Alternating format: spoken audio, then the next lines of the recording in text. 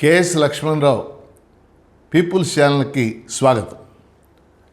ఈరోజు ఆంధ్రజ్యోతి దినపత్రికలో ఢిల్లీ ప్రతినిధి శ్రీ ఏ కృష్ణారావు బీజేపీని జయించగల భావజాలమేది అని ఒక వ్యాసం రాశారు. ఈరోజు ఆంధ్రజ్యోతి దినపత్రికలో ఆంధ్రజ్యోతి ఢిల్లీ ప్రతినిధి శ్రీ ఏ కృష్ణారావు ఆయన బీజేపీని జయించగల భావజాలమేదని ఒక వ్యాసం రాశారు. ఆ వ్యాసం చదివిన తర్వాత ఈ వీడియో చేయాలని అనిపించింది. ఆ వ్యాసం సారాంశం ఏంటంటే, ప్రాంతీయ పార్టీలకి మనుగడ ఉంటుందా రీజనల్ పార్టీస్కి? ఎందుకు ఆయన ఆ సందేహాన్ని వెలిబుచ్చారు? మనం గమనిస్తే భారతదేశ రాజకీయ వ్యవస్థలో 1952 నుంచి, అంటే తొలి సాధారణ ఎన్నికల నుంచి దాదాపు 1970 దాకా, అంటే 4వ సాధారణ ఎన్నికలు అయిపోయాక కూడా భారతదేశంలో కాంగ్రెసే ప్రధాన పార్టీగా ఉంది. అంటే అన్ని రాష్ట్రాల్లోనూ కేంద్రంలో కూడా కాంగ్రెసే గెలుపొందింది. 52, 57, 62, 67 ఎలక్షన్స్ చూస్తే అన్ని రాష్ట్రాల్లో కేంద్రంలో కూడా కాంగ్రెసే బలంగా. యాక్చువల్గా అప్పట్లో రజనీ కొఠారి అనే political scientist dominant party system అన్నాడు ఆ వ్యవస్థ. కానీ తర్వాత కాలంలో జనతా పార్టీ ఏర్పడటం, అనేక మార్పులు జరగటం మనం చూసాం. కానీ 1980వ దశకంలో కాంగ్రెస్ పార్టీ లేక కేంద్రం యొక్క ఆధిపత్య విధానాలకు వ్యతిరేకంగా అనేక ప్రాంతీయ పార్టీలు పుట్టాయి. ముఖ్యంగా తెలుగుదేశం కేంద్రం యొక్క ఆధిపత్య విధానాలకు వ్యతిరేకంగా పుట్టినటువంటి పార్టీ. అలా అస్సాంలో అస్సాం గణ పరిషత్, ఇలాంటి పార్టీలు, కొన్ని చారిత్రకంగా ఉన్నటువంటి ప్రాంతీయ పార్టీలు ఉన్నాయి. ఉదాహరణకి డిఎంకే, అన్నా డిఎంకే, ఇలా చూసినప్పుడు మనం గత 2-3 దశాబ్దాల్లో భారతదేశంలో ప్రాంతీయ పార్టీల యొక్క ప్రాబల్యం విస్తారంగా పెరిగింది. ముఖ్యంగా కాంగ్రెస్ బలహీనపడే కొద్దీ ప్రాంతీయ పార్టీల ప్రాబల్యం పెరిగింది. అందులో భాగంగా అనేక చోట్ల ప్రాంతీయ పార్టీలు రావటం, అధికారంలోకి రావటం మనం గత 2-3 దశాబ్దాలుగా మనం గమనించినటువంటి అంశం. కానీ అదే సమయంలో 2014 తర్వాత భారతీయ జనతా పార్టీ దేశంలో బలమైన పార్టీగా ముందుకు వచ్చింది. ముఖ్యంగా 2014, 2019, 2024 ఈ ఎలక్షన్స్ అన్నీ చూసిన తర్వాత ఈరోజు భారతీయ జనతా పార్టీ ఒక ప్రబలమైనటువంటి శక్తిగా రూపుదిద్దుకుంది. సో నేను చెప్పదలుచుకున్న ఈ వీడియో సారాంశం ఏంటంటే, భారతీయ జనతా పార్టీ ప్రాంతీయ పార్టీల మనుగడని కొనసాగనిస్తుందా? ఎందుకు ఈ ప్రశ్న ఉత్పన్నమైంది? కృష్ణారావు గారు రాసిన వ్యాసంలో కానీ నేను చెప్పేది కూడా. ఎందుకు ఈ ప్రశ్న ఉత్పన్నమైంది? మనం చూస్తే అస్సాంలో అస్సాం గణ పరిషత్తో జట్టుగట్టి బీజేపీ అస్సాం గణ పరిషత్తుని మింగేసింది. ఇవాళ అక్కడ బీజేపీ ప్రధాన పార్టీగా మారిపోయింది. ఉత్తరప్రదేశ్లో మాయావతి బహుజన్ సమాజ్ పార్టీతో జట్టుగట్టి ఆ పార్టీని మింగేసింది. ఇవాళ బీఎస్పీ అనే పార్టీ ఎక్కడుందో కూడా తెలియనటువంటి పరిస్థితి. బీహార్లో చూసాం మనం. బీహార్లో బీజేపీ జూనియర్ పార్ట్నర్గా ఉండేది నితీష్ కుమార్కి. కానీ ఈరోజు చూస్తే బీజేపీ నాయకుడు అక్కడ ముఖ్యమంత్రి అయిపోయాడు. జేడీయూ అంటే నితీష్ కుమార్ పార్టీ అది జూనియర్ పార్ట్నర్గా మారిపోయి నితీష్ కుమార్ కేంద్రానికి వెళ్ళేటటువంటి పరిస్థితి ఏర్పడింది. అలాగే మహారాష్ట్రలో మనం చూస్తే శివసేన ఒక ప్రబలమైనటువంటి శక్తి అక్కడ.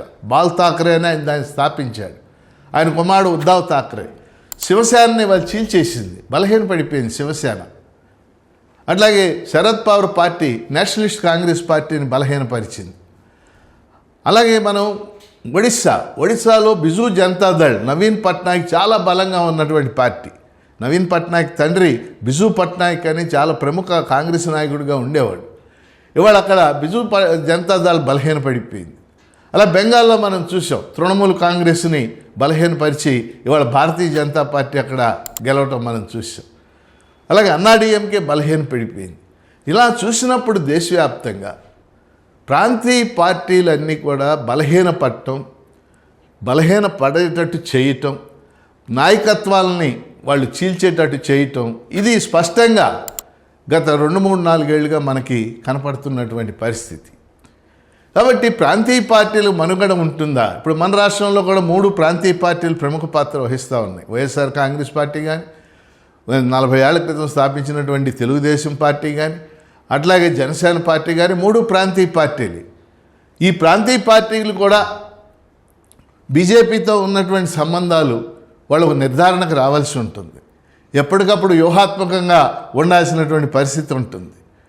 అందువల్ల ఇలా ప్రాంతీయ పార్టీలకి మనుగడ ఉంటుందా అనేటటువంటిది ఇవాళ ఆయన వేసిన ప్రశ్న. నేనేమనుకుంటున్నానంటే ఒక 2-3 అంశాలు చెప్పి వీడియో ముగిస్తాను.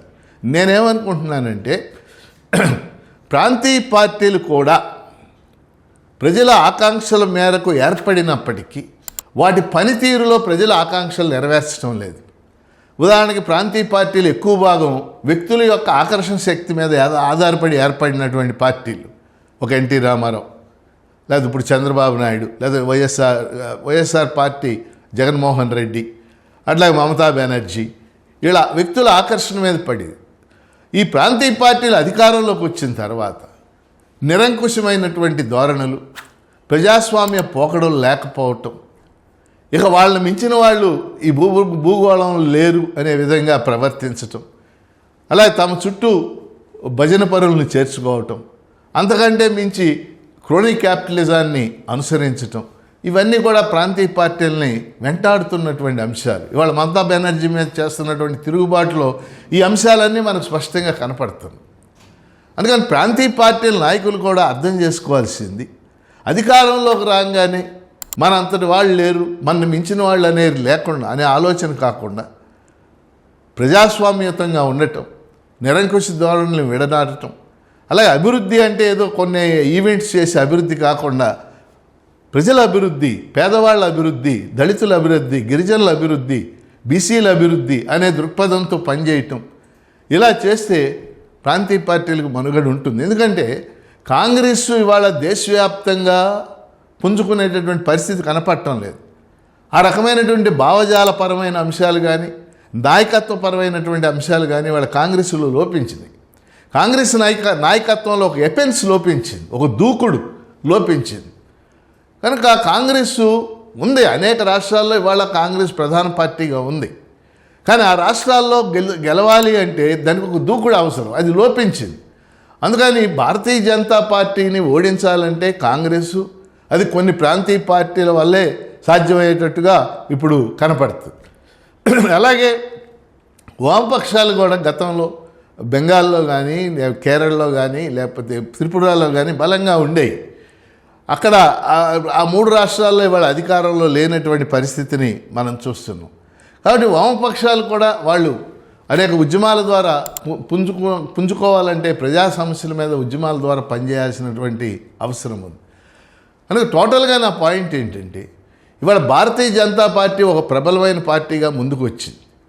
కానీ దానికి ప్రత్యామ్నాయంగా కేవలం కాంగ్రెస్ ఒకటే వచ్చేది లేదు. కాబట్టి ప్రాంతీయ పార్టీల సహకారం కూడా అవసరం. అలాగే ప్రాంతీయ పార్టీలు కాంగ్రెస్ సహకారాన్ని తీసుకుంటూ ఒక ప్రజాస్వామ్యత వాతావరణంలో ప్రజా సమస్యల మీద పనిచేస్తూ ముందుకెళ్ళాలి. భారతీయ జనతా పార్టీ ఏమీ ఓడించలేనంత ప్రబలమైన శక్తి కాదు. 2024 ఎన్నికల ఫలితాలు మనం చూసాం. వాళ్ళు 350-400 సీట్లు ఎక్స్పెక్ట్ చేస్తే 240 సీట్లు వచ్చినాయి. అంటే కనీస మెజార్టీ రాలేదు. 272 సీట్లు కనీస మెజార్టీకి అవసరం. కానీ భారతీయ జనతా పార్టీకి వచ్చిన 240 సీట్లే. కాబట్టి ఈసారి పూర్తి మెజార్టీ ఎలా రావాలనే దానికోసమే ఈ డీలిమిటేషను, మహిళా రిజర్వేషన్లు, అనేక పార్టీ వాళ్ళని చేర్చుకోవడం, ఇదంతా కూడా మనం చూస్తున్నాం. ఎందుకంటే నేను నమ్మేది ఒక రాజనీతి శాస్త్రవేత్తగా, ఒక పార్టీ అధికారంలోకి వస్తుంది, ఒక ప్రతిపక్షం ఉంటుంది ప్రజాస్వామ్యంలో. అధికారంలోకి వచ్చే పార్టీయే కాకుండా ప్రతిపక్షం కూడా బలంగా ఉన్నప్పుడే అధికార పార్టీ మీద ఒక చెక్ అనేది ఉంటుంది. కాబట్టి అలా ఉంటేనే ప్రజాస్వామ్యతంగా ముందుకు నడవటానికి అవకాశం ఉంది. అందువలన ప్రాంతీయ పార్టీలని లేకుండా చేయటం అనేది ఇప్పుడు సాధ్యమయ్యే విషయం కాదు నా దృష్టిలో. కానీ ప్రాంతీయ పార్టీ నాయకులు, ప్రాంతీయ పార్టీలు తమ పనితీరుని పూర్తిగా మార్చుకోవాల్సిన అవసరం ఉందని చెప్పేసి నేను భావిస్తున్నాను.